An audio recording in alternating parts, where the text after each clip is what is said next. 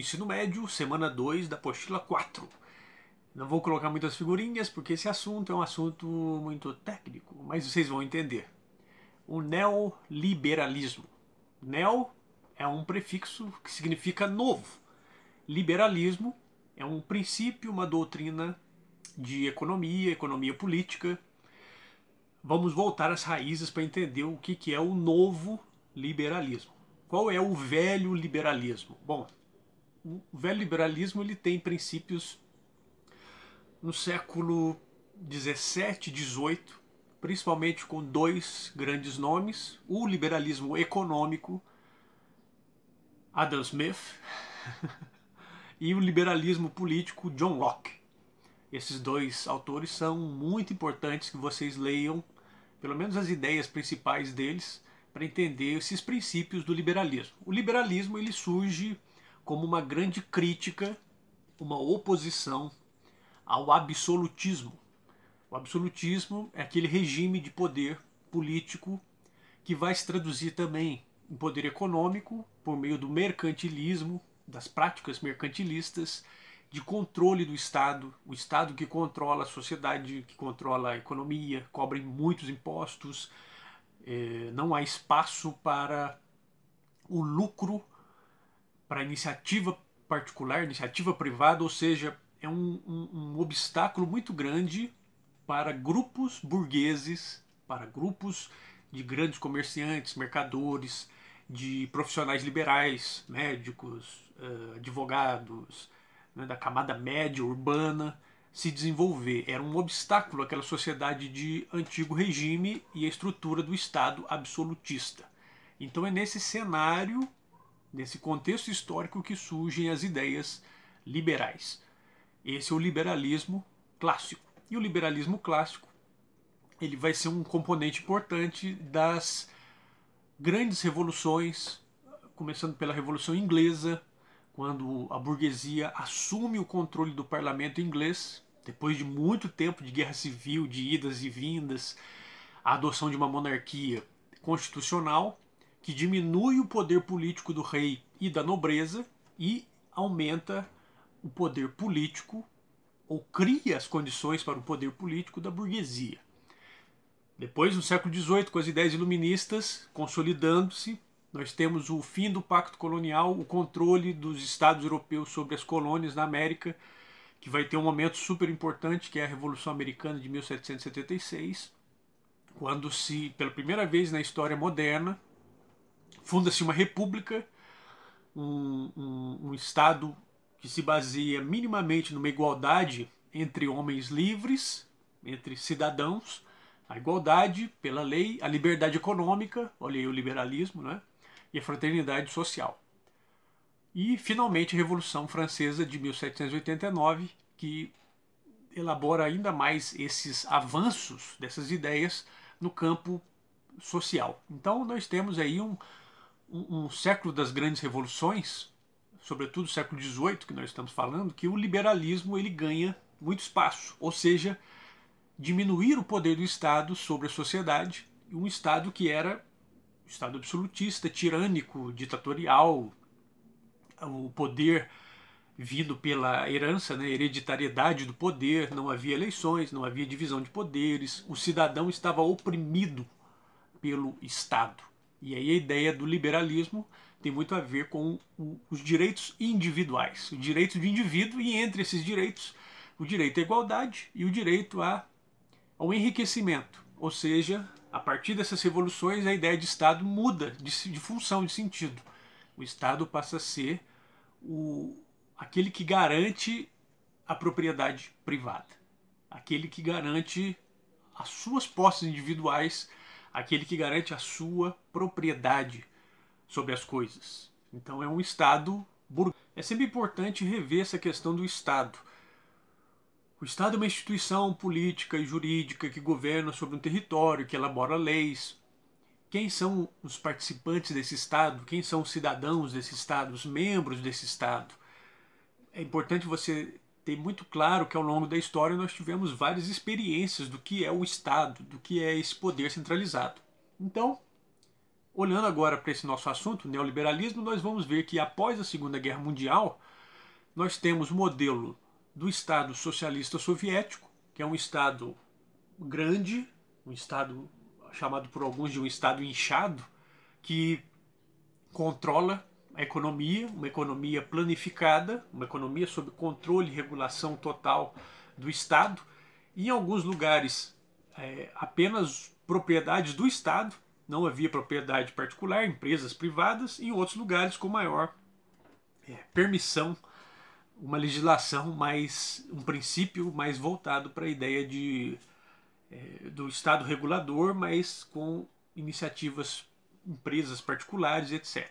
Então nós temos esse modelão do Estado socialista soviético, que a China vai ser herdeira por meio do seu Partido Comunista, a ideia estatal, grandes obras, o Estado promotor de desenvolvimento e tal.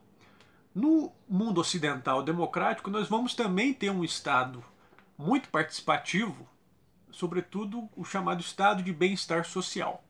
Um Estado que cobra muitos impostos e que, em teoria, aplica esses impostos para o retorno de serviços para a sociedade, serviços que vão atender principalmente uma parcela da população sem condição financeira de pagar. Então, em princípio, esse estado de bem-estar social seria uma balança para equilibrar os problemas de desigualdade na sociedade. Então você vê que em ambos os estados o papel do Estado é um papel grande. O Estado tem uma função muito grande nessas sociedades. Mas nós temos alguns autores, por exemplo, Milton Friedman, né, que vão elaborar novas ideias. Mises, von Mises, Friedman, são autores que vão, a chamada escola austríaca, vai elaborar novas ideias para o chamado, que vai servir de base para o chamado neoliberalismo. Quando nós estamos ali na década de 60, de 70, começa a ter muitas dessas críticas ao modelo do Estado socialista e a esse modelo do Estado de bem-estar social que gasta muito é visto como muito gastador, é visto como um Estado que custa muito caro para a sociedade. Então, essas ideias vão dar origem, sobretudo na década de 1980, ao chamado neoliberalismo, que pode ser visto como uma nova fase do capitalismo financeiro. Qual é essa ideia do neoliberalismo? Assim como o liberalismo antigo, a ideia é diminuir o papel do Estado na sociedade e estimular o setor privado, o setor particular. Então nós vamos ter, por meio do discurso neoliberal, um recuo muito grande de políticas sociais chamadas assistencialistas, das ideias públicas, de educação pública para todos, saúde pública para todos. Isso vai ter um recuo, esses programas sociais, essas iniciativas públicas, e vai ter um aumento muito grande do discurso e das ideias capitalistas ao estilo da iniciativa privada do antigo liberalismo. Estado mínimo, né? Então vamos diminuir o Estado tem que ser mínimo, procurem esse conceito, Estado mínimo, que é muito forte no chamado neoliberalismo da década de 1980, 1990. A privatização dos serviços, né? Então, antes, por exemplo, na década de 90, no governo do Fernando Henrique Cardoso, nós tínhamos a Embratel, Telebrás, empresas brasileiras de telefonia, elas vão ser privatizadas, companhias do Estado, por exemplo, a Vale do Rio Doce, né? E até hoje nós estamos na discussão dessa questão de privatização ou estatização, manter sobre propriedade do Estado ou privatizar para grupos, para corporações, para multinacionais. Então essa fase do neoliberalismo é uma fase avançada do capitalismo financeiro, uma fase avançada da globalização em que grandes multinacionais, grandes empresas estão presentes em praticamente todos os países do mundo e vão pressionar muito esses estados para venderem seus patrimônios. No Brasil, nós temos muito forte esses discursos de estatização e privatização. Vai privatizar, vai melhorar o serviço, mas vai ficar mais caro. Qual o papel do Estado? O Estado vai regular, o Estado não vai interferir na economia. O governo que foi eleito agora, com o ministro do Paulo Guedes, com esse discurso do liberalismo, o governo é liberal, na economia. O que significaria isso? Significaria estímulo à iniciativa privada, diminuição do patrimônio estatal, venda de empresas estatais, venda de setores de energia, de petróleo e etc., com a justificativa de que o Estado não tem condição de gerir isso e quando faz é muito caro, cobra muitos impostos, aumenta o custo dos serviços e não dá um retorno satisfatório.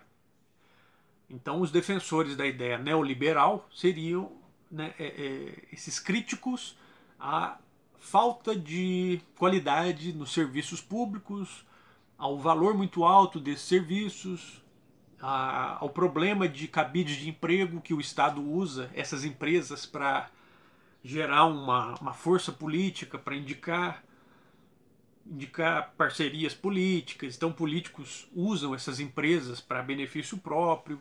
Tem uma série de questões daqueles que criticam. E aqueles que combatem dizem que a política neoliberal ela acaba estimulando mais desigualdade num mundo capitalista que, na própria natureza, já é desigual. Então, são debates que nós temos, que no Brasil se inicia, chega aqui coincide com a nossa redemocratização, em 1985, o governo Sarney, vai tomar mais força durante o governo Collor e ao longo da década de 90 com as privatizações do governo Fernando Henrique Cardoso. Esse neoliberalismo ele chega com muita força, não apenas no Brasil, em todo o continente latino-americano, suscitando esses debates. Então vocês vão procurar e vocês vão ver várias críticas ou vários elogios a essa política. Eu recomendo, mais uma vez, vocês procurarem a questão do governo Fernando Henrique Cardoso e a privatização do setor de telefonia e da empresa Vale do Rio Doce.